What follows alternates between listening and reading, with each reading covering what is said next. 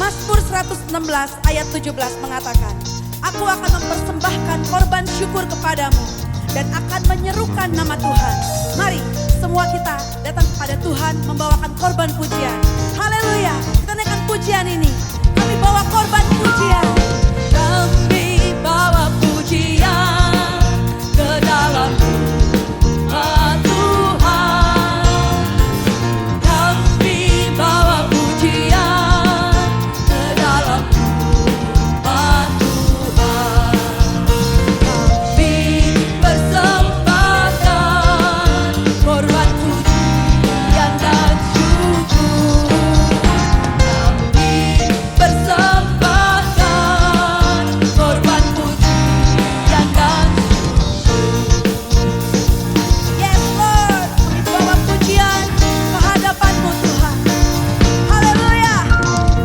Kami bawa pujian ke dalam rumah Tuhan.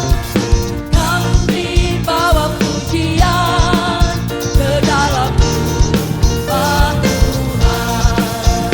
Kami persembahkan korban pujian dan syukur. Kami persembahkan korban pujian dan syukur. Sama-sama bertepuk tangan, katakan kami bawa pujian ke dalam rumah Tuhan. Amin. Kami bawa pujian ke dalam rumah Tuhan. Kami persembahkan korban pujian dan syukur. Kami persembahkan korban pujian dan syukur. One more time, kami bawa pujian hanya bagi-Mu Tuhan. Haleluya. Kami bawa pujian ke dalam rumah Tuhan. Kami bawa pujian ke dalam rumah Tuhan. Mari kita persembahkan korban syukur kita hanya kepada-Mu Tuhan. Haleluya. Kami persembahkan korban pujian dan syukur. Kami persembahkan korban pujian dan syukur. Kami persembahkan korban pujian dan syukur. One more time, kami persembahkan korban pujian dan syukur. Kami persembahkan korban pujian dan syukur. Korban pujian dan syukur. Korban pujian dan syukur. Haleluya.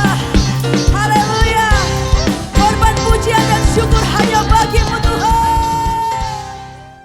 Aku hendak bersyukur pada Tuhan karena keadilan-Nya dan bermakna Mazmur bagi nama Tuhan yang maha tinggi.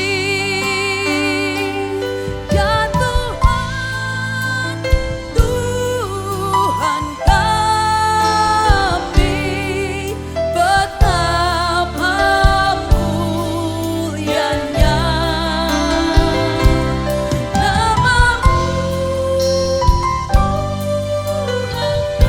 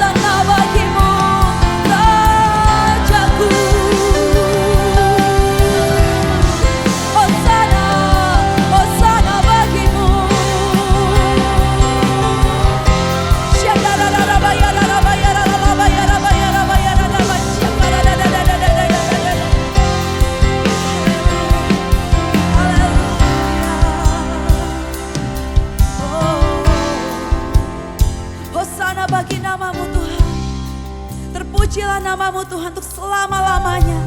Terpujilah namamu Tuhan untuk selama-lamanya. Haleluya. Wow, kami sangat bersuka cita Tuhan. Di dalam hadirat-Mu kami bersuka cita Tuhan. Haleluya.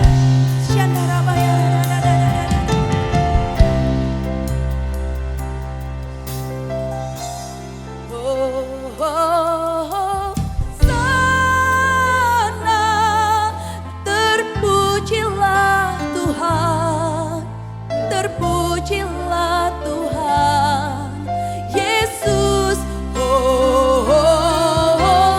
Sana, terpujilah Tuhan, terpujilah Tuhan, Yesus.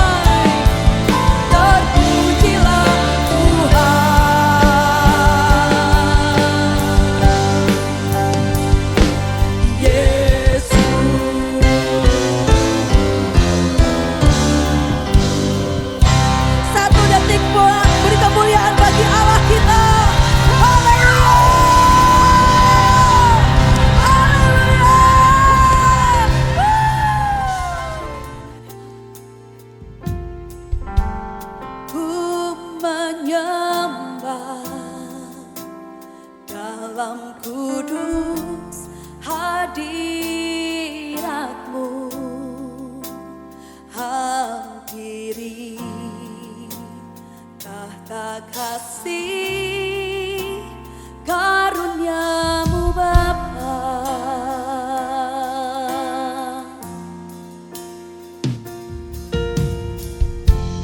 Kekuatanku hanya dalam hadirat-Mu.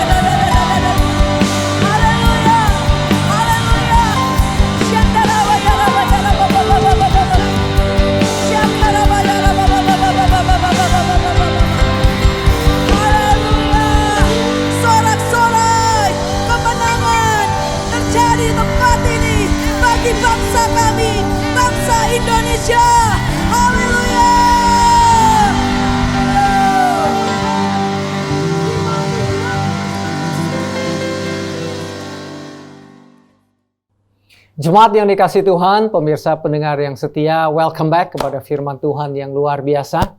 Dan hari ini sebelum kita masuk dalam kebenaran firman Tuhan yang luar biasa, saya ajak saudara untuk mengingat pengorbanan Tuhan Yesus yang luar biasa melalui perjamuan kudus pada hari ini. Tubuh dan darah Tuhan Yesus sudah diberikan kepada saudara dan saya sebagai pengorbanan yang sempurna, dan di dalamnya ada kesehatan ilahi, kesembuhan ilahi. Ini obat yang paling mujarab yang tidak ada side effect-nya. Sementara dunia kedokteran terus berkembang, yang ini adalah yang sempurna ya saudara. Oleh sebab itu pagi hari ini kita boleh mengangkat roti yang ada di tangan kita dan kita melihat dengan kacamata iman bahwa ini bukan hanya roti biasa, tetapi tubuh Tuhan Yesus yang sudah dikorbankan buat saudara dan saya. Bilurnya, luka yang ada di tubuh Tuhan Yesus adalah obat yang paling mujarab buat saudara dan saya. Sebentar kami ambil bagian di dalam tubuh Tuhan Yesus dan kami menerima berkat dan kesembuhan ilahi dalam nama Tuhan Yesus. Mari kita makan tubuh Tuhan Yesus.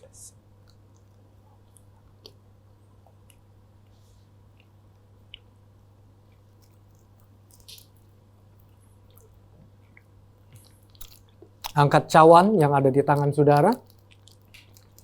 Bapa, kami mengucap syukur untuk pengorbananmu lewat darah yang dicucurkan. Kami melihat beyond daripada hanya anggur biasa, tapi darah Tuhan Yesus yang dicurahkan buat kami semua. Dan di dalam darah Tuhan Yesus ada kehidupan. Kehidupan Tuhan Yesus mengalir di dalam kehidupan saudara dan saya. Mari kita minum darah Tuhan Yesus.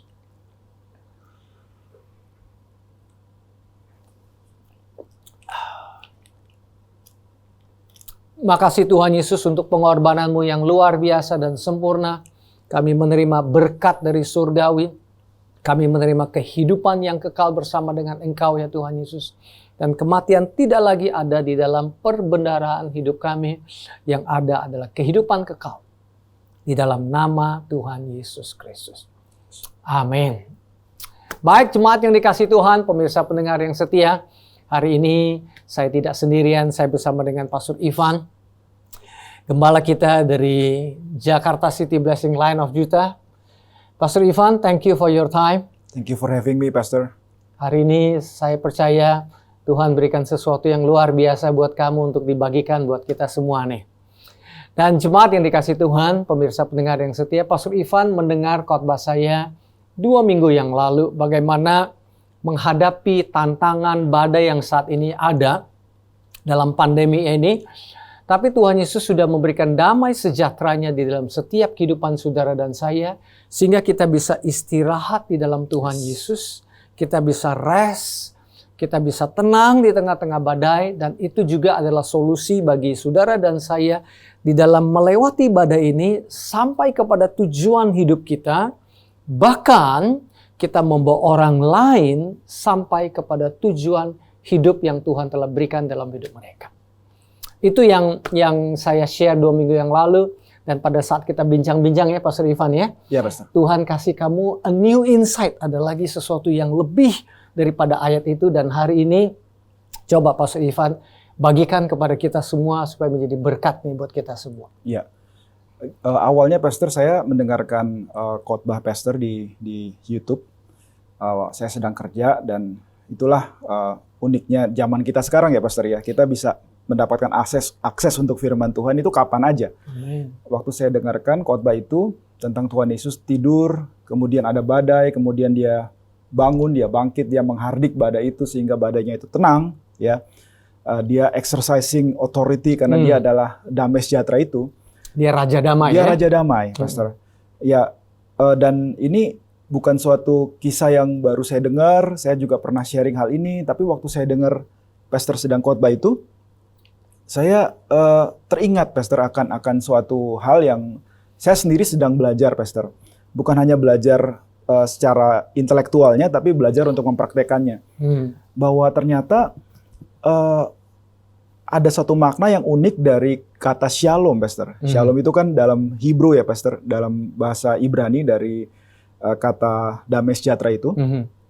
Itu ada satu makna yang nyambung sekali dengan bagaimana Tuhan Yesus itu menghardik badai tersebut. Ya, badai ini kan bisa masa sukar, hal-hal yang sulit, pandemi saat ini ya, Pastor. Hal yang overwhelming ya, yang lebih besar, lebih kuat dari kita bisa menenggelamkan kita. Ternyata damai sejahtera itu adalah sesuatu yang menghancurkan kuasa yang ada di balik dari badai atau kekacauan tersebut, Pastor. Jadi seperti yang saya katakan, Tuhan Yesus itu lagi tidur itu, dia tidak lagi tidur, dia lagi khotbah. Dia lagi khotbah. Jadi mendemonstrasikan. Ada orang yang pintar ngomong, belum tentu pintar melakukan. Tuhan Yesus itu bukan NATO, no action talk only. Justru waktu dia tidur itulah khotbah dia yang luar biasa. Di mana dengan damai sejahtera itu dia mengajarkan kita melewati badai sampai kepada tujuan hidup kita. Nah, yang you dapat itu luar biasa tuh. Coba dielaborasikan. Iya, Pastor. Jadi saya menemukan mungkin baru sekitar 2 minggu yang lalu, Pastor. Jadi ini masih fresh from the oven gitu ya. Jadi kalau kita tahu makna dari kata shalom itu, Pastor, yang memang sudah umum ya, common meaning dari shalom itu memang luar biasa sekali ya. Di situ aja udah banyak sekali, ada wholeness, keutuhan ya, ada kesehatan, ada prosperity, kesejahteraan dan harmony, rest juga istirahat. Tapi kalau kita lihat dari pictorial meaning dari kata shalom, yaitu ya karena bahasa Ibrani itu kan hurufnya itu dari gambar-gambar, Pastor. Ya, seperti Mandarin ya. Ya, seperti Mandarin, seperti bahasa alfabet Mesir juga begitu. Jadi kalau setiap gambarnya itu diartikan. Setiap huruf ya, huruf yang artinya gambar juga ya. Iya, betul. Setiap huruf pictorial meaning-nya itu kita interpretasikan itu ya secara spesifik ada shin ya. Shin itu bisa kita artikan sebagai destroy atau menghancurkan. Kemudian lamed itu authority. Kemudian vav itu sesuatu yang mensecure atau hook ya, artinya membuat sesuatu jadi kuat, jadi establish gitu ya. Kemudian yang terakhir itu mem, yang artinya adalah chaos atau kebingungan, kekacauan. Jadi kalau digabung nih, Pastor, yang bentuknya seperti gelombang air itu ya. Iya, betul. Ya? Jadi kalau digabung semuanya adalah destroying authority that establishes chaos. Menghancurkan kekuatan yang membuat keonaran. Iya, menghancurkan kekuatan atau otoritas yang ada di balik dari keonaran, kekacauan, kebingungan. Itu arti shalom ya? Arti shalom menurut pictorial meaning-nya ya. Iya. Nah, dan makna dari shalom yang memang sudah umum itu tidak salah sama sekali. Ya. Tapi ada keunikan kalau kita mengerti mindset atau cara berpikirnya saudara-saudara kita orang Hebrew, yaitu sebelum ada rest, sebelum ada prosperity, maka shalom itu menghancurkan authority yang ada di balik segala chaos, segala kekacauan itu. Berarti shalom itu nggak cuma hanya biasa kalau orang pikir shalom itu orang pikirkan sesuatu yang pasif. Betul, that's exactly what I was thinking, Pastor. Dulunya tuh saya selalu berpikir bahwa kalau ada attack atau apapun masalah, kita bertahan dalam damai sejahtera. Damai sejahtera Tuhan ya, shalom ya. Kita harus bertahan. Pokoknya jangan sampai terpancing, misalnya, jangan sampai terprovokasi gitu ya, Pastor. Karena kan bolak-balik iblis kan selalu begitu, Bro. Defensif jadinya Defensif ya. Padahal shalom itu ofensif juga ya.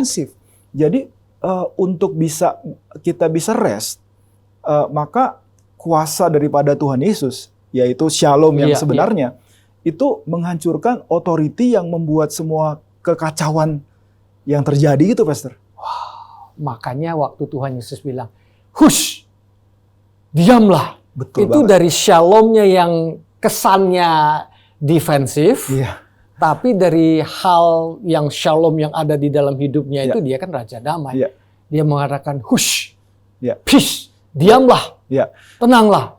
Itu memiliki kuasa ofensif ya. Betul, yang menyerang. Nah, di situ saya coba belajar, Pastor. Ya, saya bukan ahli bahasa Hebrew, tapi kita bisa mengakses banyak informasi-informasi Pastor saat ini.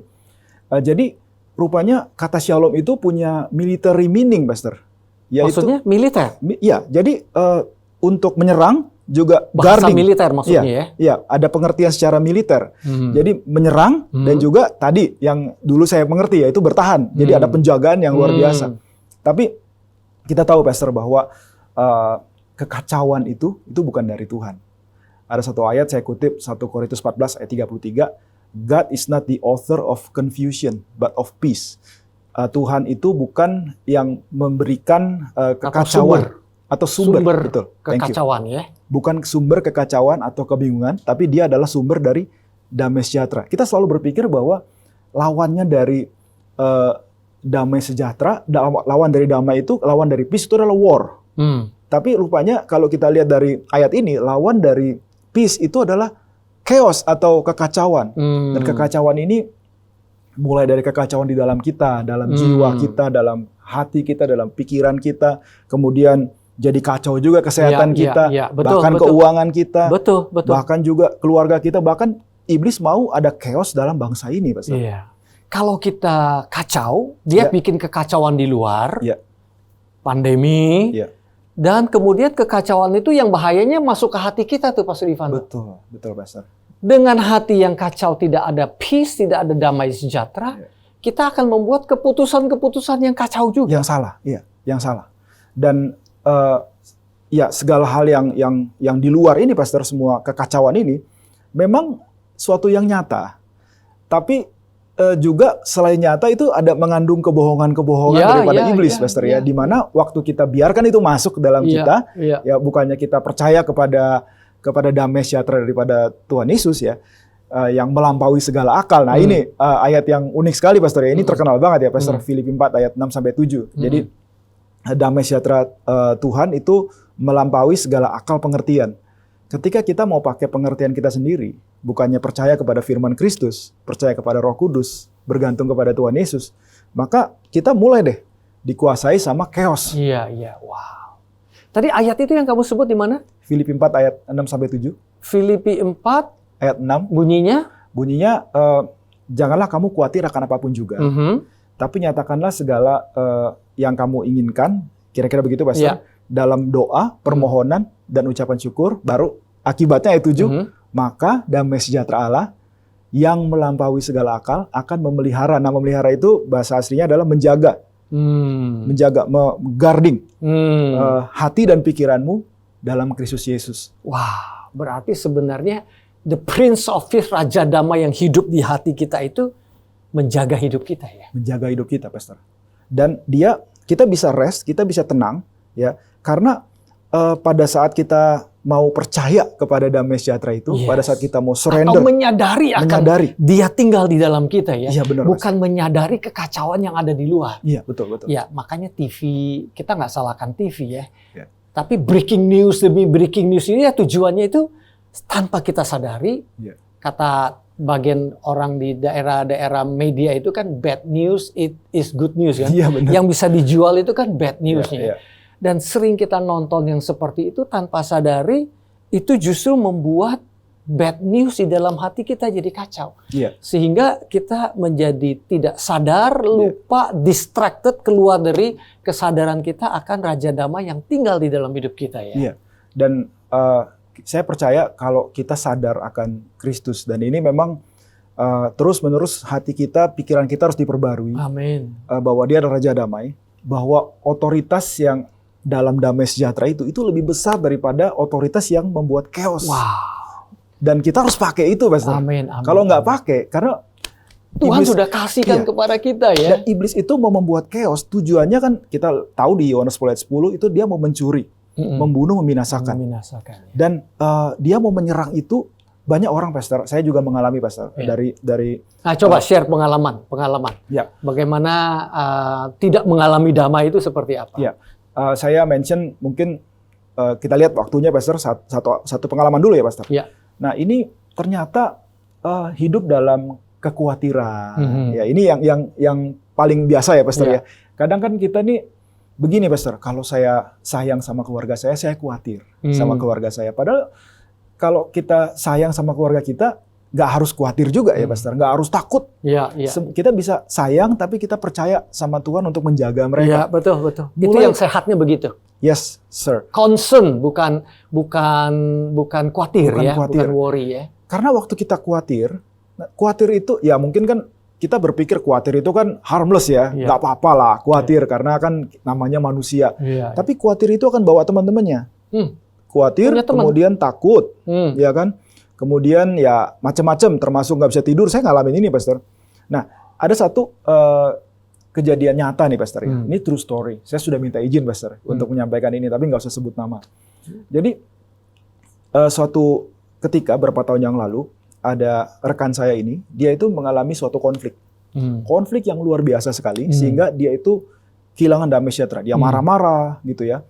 Dia betul-betul sangat terganggu, sehingga apa yang dia lakukan, Pastor? Dia matikan semua smartphone dia. Dia matikan. Dia punya beberapa, dia matikan semuanya. Kemudian dia nggak mau cek dia punya laptop. Kemudian telepon rumahnya itu kabelnya dia cabut. Oh, Karena dia nggak mau dihubungi oleh orang siapapun. sampai segitunya efek kekhawatiran ya. Bukan khawatir, ini dia lagi marah, Pastor, lagi konflik dan dia marah sekali. Jadi dia mau shut off dari dunia luar selama beberapa hari. Nah, uniknya nih, Pastor, saya nggak ngerti kenapa. Pada saat dia matikan itu, nah dia punya investasi, Pastor, di luar negeri yang dia tanam di satu negara. Nah, investasi ini selama berapa tahun itu belum ada untungnya. Sampai tiba-tiba pada momen itu terjadi anomali di salah satu negara yang besar ya, Pastor ya.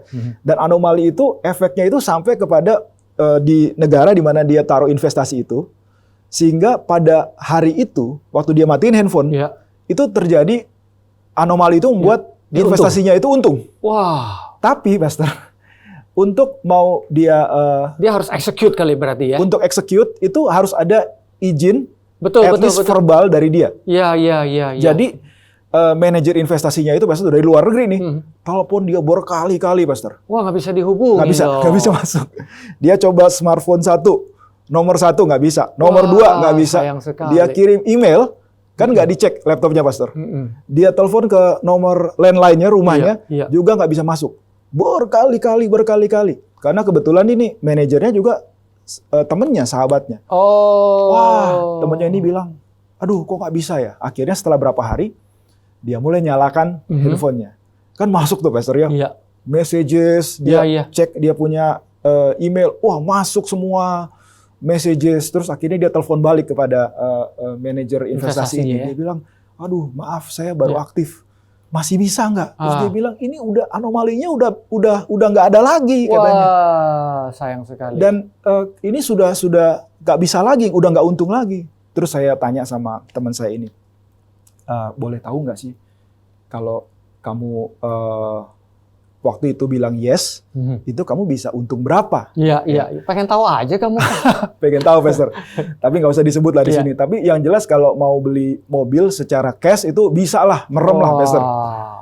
Jadi saya pikir, wow, rupanya ini contohnya sengaja yang saya ambil mengenai finansial, Pastor. Supaya kita semua langsung ngeh gitu bahwa it cost us kalau kita itu mau tidak mengandalkan damai sejahtera Kristus. Ada cost gitu. Tapi justru sebaliknya kalau kita mau ada dalam damai sejahtera Kristus, apalagi sebentar lagi kita akan bahas sekali ya. Itu ya. Bagaimana iya, Pastor.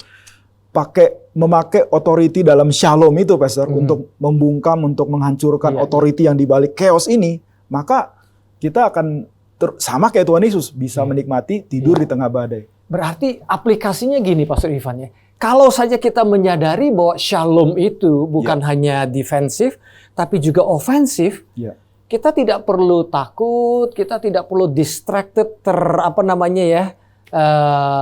teralihkan perhatian dari kemarahan, dengan sepupunya kekhawatiran, dengan saudara tirinya, apalagi gitu ya. Kita bisa memakai shalom itu dan kita bisa memakai otoritas yang Tuhan berikan lewat hati dan mulut kita ucapkan aja seperti Tuhan Yesus. Hush, diamlah, Iya kan ya? Iya, iya, Pastor. Nggak salah Tuhan Yesus lakukan gitu. Kenapa kita murid-muridnya, anak-anaknya, putra-putrinya nggak lakukan hal yang sama? Berarti kita punya otoritas untuk mengatakan, hei kemarahan, hei kebingungan, diamlah di dalam nama Tuhan Yesus. That's it, Pastor.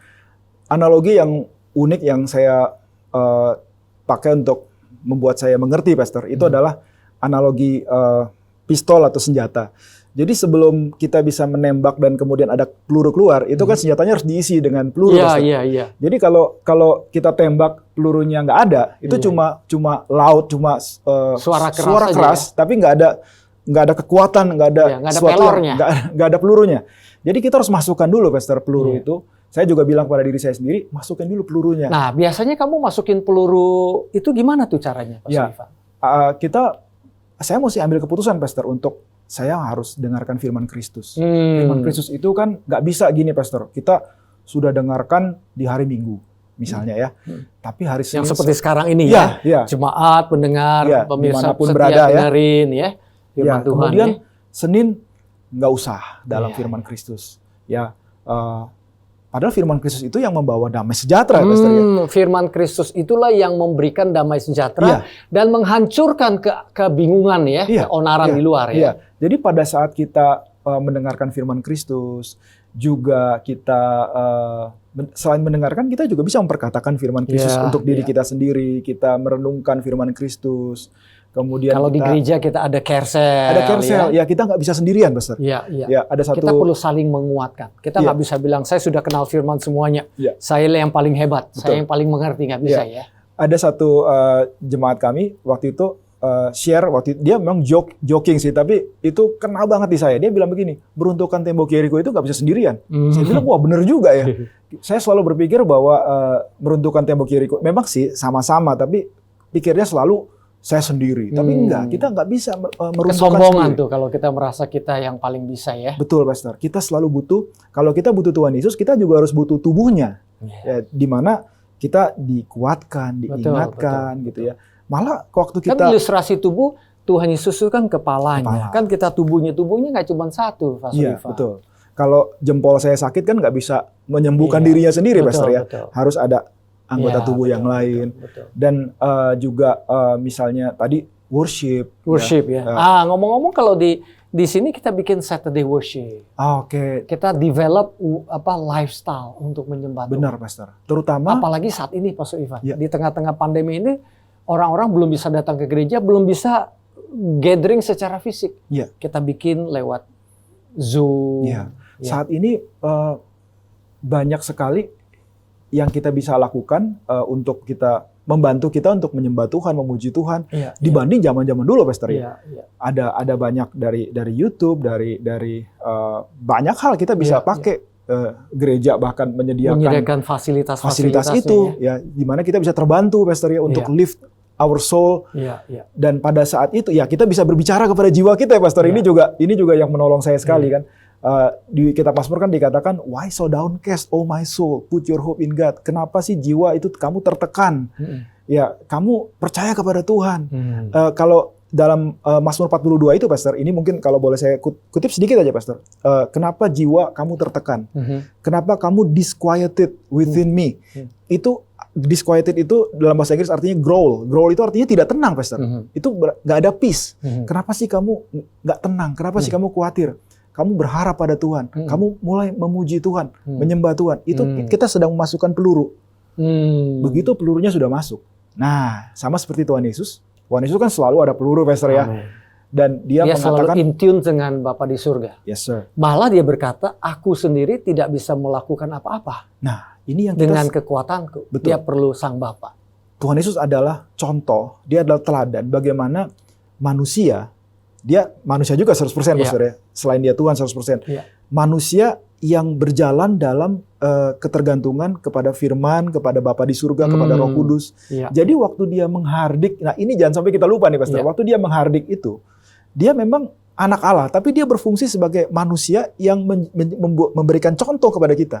Bahwa ini possible, kita bisa belajar dari itu. Kalau dia bisa, kita pun bisa belajar dari dia. Amin. Wow. Dan waktu dia mengatakan, diam, tenanglah. Itu pelurunya dilepaskan, Pastor. Wow. saya kutip satu ayat lagi, Pastor Iya. ya. Roma 16 ayat 19 dikatakan bahwa and the God of peace, Allah sumber damai sejahtera, will soon crush Satan, akan dengan segera meremukkan iblis, setan, underneath your feet, di bawah kakimu. Kenapa ya Pastor nggak dibilang God of love, Iya, iya. Allah sumber kasih, Iya, iya. God of wisdom, Iya, iya. Allah sumber hikmat. Iya. Tapi kenapa dibilang Allah sumber damai sejahtera? Tadi kita sudah bahas gimana ini shalom itu punya makna military ya, Iya, Pastor ya. iya. Jadi waktu kita tetap dalam damai sejahtera, justru authority itu works. Sekali lagi, di dalam damai sejahtera, Authority kita itu bekerja. wow. Di dalam kebingungan, Chaos justru tidak. tidak bekerja. Kadang-kadang kan saya mungkin pernah, ya saya pernah ngalamin, Pastor, di mana udah teriak-teriak nih, udah, tapi dalam kebingungan, udah perkatakan firman, udah ngomong nama Yesus, kok nggak ada dampaknya ya? Sementara waktu rest, waktu ada dalam damai sejahtera, ya baru mau ngomong, Suaranya nggak harus keras ya. baru mau ngomong nama Yesus aja, iblisnya udah ketakutan. Wow. Karena di authority itu ternyata bekerja waktu ada rest. Ada damai sejahtera. Dan waktu ada damai sejahtera itu kepalanya iblis itu atau apapun yang iblis lakukan itu diremukkan, Pastor. Wow. Ini keren nih Pastor Ivan. Yes, sir. Tadi you bilang ada satu ayat di Kolose berapa Oh ya. yang mengatakan damai sejahtera itu sebagai wasit, bagaimana tuh? Iya, itu unik juga, Pastor ya. Di Kolose 3:15, biarlah damai sejahtera Kristus itu memerintah. Nah, memerintah itu Damai sejahtera Kristus memerintah. memerintah. Wow. Nah, kata memerintah itu dari bahasa Yunani, itu artinya menjadi wasit, menjadi umpire. Nah, rupanya wasit permainan game sepak bola, basket gitu maksudnya. ya, karena di zaman Paulus itu sudah ada olimpiade, Pastor. Olimpiade itu kan 2000-an tahun kan. Iya, iya. Nah, jadi Paulus itu mengerti akan konsep dari wasit, di mana dalam satu pertandingan wasit itu punya kuasa penuh, punya otoriti penuh. Jadi kalau misalnya kita bandingkan dengan permainan sepak bola ya, Pastor Iya, ya. iya. Walaupun ada bintang seperti mega bintang ya, Iya, seperti iya. Cristiano Ronaldo atau Lionel Messi ya. Tapi kalau wasit sudah prit ya, itu semuanya berhenti. Keputusan akhir ya. Ya, kalau dia bilang penalti, meskipun Cristiano Ronaldo bilang enggak penalti. Ya, tapi kalau wasit bilang enggak, ini penalti, nggak bisa. Jadi waktu Siapapun nggak bisa protes ya. nggak bisa, Pastor. Final decision. Final keputusan decision. akhir. Nah, yang membuat saya diberkati sekali dari ayat ini adalah, ya memang nggak ditulis di ayat ini, Pastor. Kuasa dari musuh aja itu takluk kepada damai sejahtera Kristus. Yang justru sering melawan itu adalah saya, Pastor. Yang sering melawan itu justru adalah kita. Waktu kita sebenarnya aware ya, yang Pastor share itu ya, kita sadar, kita mau surrender. Kan dia yang memerintah, Pastor. Kalau dia bilang, bisa, kamu bisa, dengan kuasa aku kamu bisa, kita tunduk. Kita belajar yes, mengatakan ya saya percaya Tuhan. Iya, iya. Dan maka authority itu akan bekerja dalam hidup kita, Pastor. Wow. Jadi damai sejahtera itu sebagai wasit ya. Wasit. Itu saya jarang dengar tuh. Sebagai wasit. Pengambil keputusan terakhir. Deciding factor, Pastor. Dan tidak ada yang bisa protes. Karena Benar. dia wasit. Iya, situasi kita nggak bisa protes. Ya, Wow, musuh nggak bisa keren. protes. Kalau Tuhan bilang, saya akan mengadakan segala kebutuhan kamu, nggak ada yang bisa protes, Pastor. Wah, puji Tuhan. Pastor Ivan, saya ingin tutup dengan satu ayat buat jemaat yang dikasih Tuhan, pemirsa pendengar yang setia. Ini janji Tuhan buat kita. Yohanes 14 ayat 27, saya ambil dari TPT Translation. Kutinggalkan, kata Tuhan Yesus, anugerah. Jadi ini hadiah. Nggak harus sesuatu kita hasilkan dengan kekuatan sendiri. Kutinggalkan hadiah atau kutinggalkan anugerah damai sejahtera bagi kalian. Damai sejahteraku. Wow, damai sejahtera surga. Bukan jenis kedamaian rapuh yang dunia berikan, tapi damai sejahteraku yang sempurna. Amin. Jangan menyerah pada ketakutan atau gelisah dalam hati kalian, tetapi beranilah. Boleh ulang lagi, Wow. Pastor? Itu powerful. Kutinggalkan anugerah damai sejahtera bagi kalian. Yes. Damai sejahteraku Bukan jenis kedamaian rapuh yang dunia berikan, tetapi damai sejahtera-Ku yang sempurna. Jangan menyerah pada ketakutan atau gelisah dalam hati kalian, tapi beranilah. Pastor Ivan, mari kita doakan jemaat yang dikasih Tuhan, pemirsa, pendengar yang setia. Ayo kita sama-sama doa. Bapa, kami berdoa di dalam nama Tuhan Yesus Kristus. Kami mengucap syukur untuk damai sejahtera yang Engkau sudah berikan di dalam hati kami. Bahkan Engkau adalah Raja damai itu, dan Engkau berjanji Engkau tinggal di dalam hidup kami untuk selama-lamanya, sehingga kami tidak perlu takut, kami tidak perlu khawatir, justru kami menjadi berani. Dan damai sejahtera itu adalah deciding factor. Damai sejahtera itu adalah wasit yang mengambil keputusan yang terakhir, dan damai sejahtera itu menguasai hidup kami. Dan damai sejahtera itu bukan hanya defensif, tetapi ofensif, menghancurkan kekuatan musuh. Dalam nama Tuhan Yesus Kristus kami berdoa, dan jemaat yang dikasihi Tuhan, pemirsa pendengar yang setia, terima the peace, damai sejahtera surga buat saudara, buat kami, buat semua yang benar mendengar. Dalam nama Tuhan Yesus Kristus. Amin. Amin. Wah, luar biasa Pastor Ivan. Pemirsa, pendengar yang setia dimanapun saudara berada, engkau sudah mendengar bagaimana Tuhan itu adalah sumber damai, tidak hanya di muka bumi ini, tapi di surga. Damai untuk selama-lamanya, hidup kekal untuk selama-lamanya. Kalau saudara mau percaya, sumber damai sejahtera itu sebagai Tuhan dan Juru Selamat saudara, saudara bisa ikutin doa kami. Katakan, Tuhan Yesus, Tuhan Yesus, hari ini aku membuka hatiku. Aku percaya sama Engkau. Aku percaya sebagai Tuhanku, dan sebagai Juru Selamatku, dan sebagai Sang Damaiku, yang menguasai hidupku, mengampuni semua dosa-dosaku dan pelanggaranku. Hari ini, jadikan aku putra-putri kerajaan surga. Dalam nama Tuhan Yesus, aku berdoa. Amin. Kalau sudah mendoakan dan berdoa demikian, yakinkan diri saudara bahwa saudara adalah putra-putri kerajaan Allah yang luar biasa.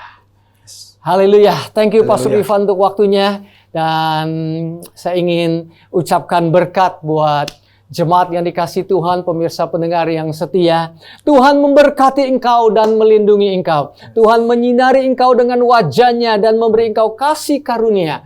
Tuhan menghadapkan wajah-Nya kepadamu dan memberikan engkau damai sejahtera. Dalam nama Tuhan Yesus. Amin. Amin.